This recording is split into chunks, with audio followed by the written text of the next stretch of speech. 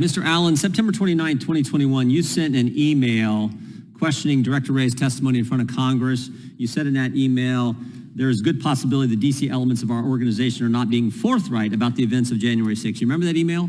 Yes, sir. And you didn't send that to anyone. You sent that to the people you're supposed to send it to, members of the Joint Terrorism Task Force. Is that right? That's correct. Now, the very next day I find to be interesting, on September 30th, 2021, the next day, just so happened, your 5-year reauthorization for your security clearance came due, and they said, no problem. Mr. Allen should keep his security clearance. After all, he's had it for 20 years, right?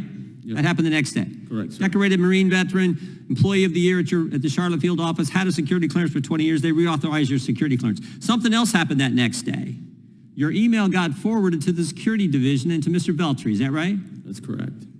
And then 19 days later, Mr. Veltri opened an investigation into your security clearance status.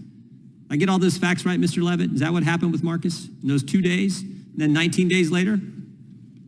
Yes, except for from what we can tell, Veltri directed that day that it be opened. It's just that the underlings under him didn't carry that out until 19 days later. Yeah. And he directed, they look into a guy, decorated Marine veteran, held a security clearance for 20. They look into him because Mr. Allen said there's a chance the FBI leadership hasn't been square with us, right? That's correct. And he cited a New York Times article.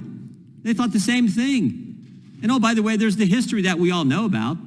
FBI spied on the president's campaign, lied to the FISA court, investigated parents at school board meetings, said if you're a pro-life Catholic, you're an extremist. So we got all that history, and he gets investigated for that because he simply questioned the leadership, went through the appropriate channels.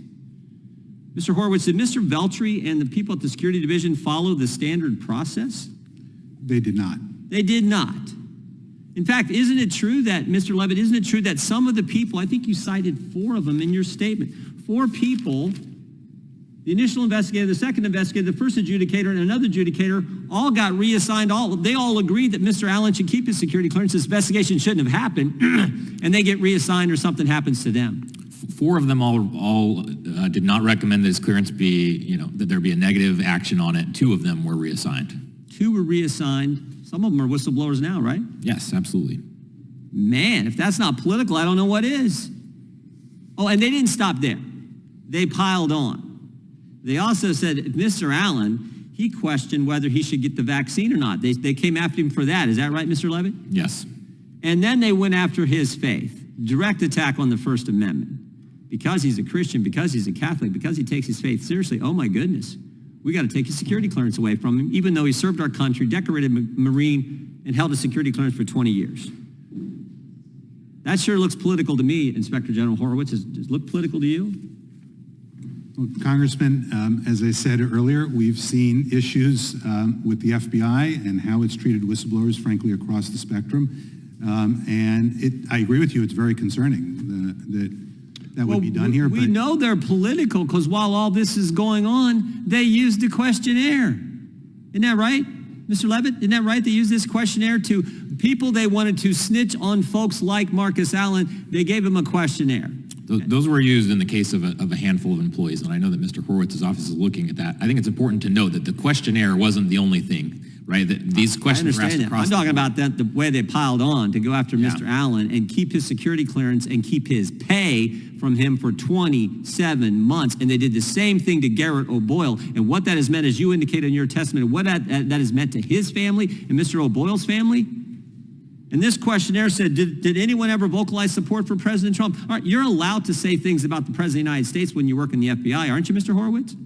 I'm sorry? You're allowed to say you support a president. You're allowed to say that in the FBI. Absolutely. Those questions are highly inappropriate. And you're allowed to decide what kind of health decisions you're going to make with your own body, right? Correct. Those shouldn't be grounds for saying you're somehow disloyal to the country, but that's what they did. Highly inappropriate questions being asked of witnesses during security clearance investigations. That's your testimony, right, Mr. Horowitz? That's correct. And he got reinstated just recently. Marcus Allen you got reinstated, right, Marcus? Yes, sir. Why haven't they given you your money?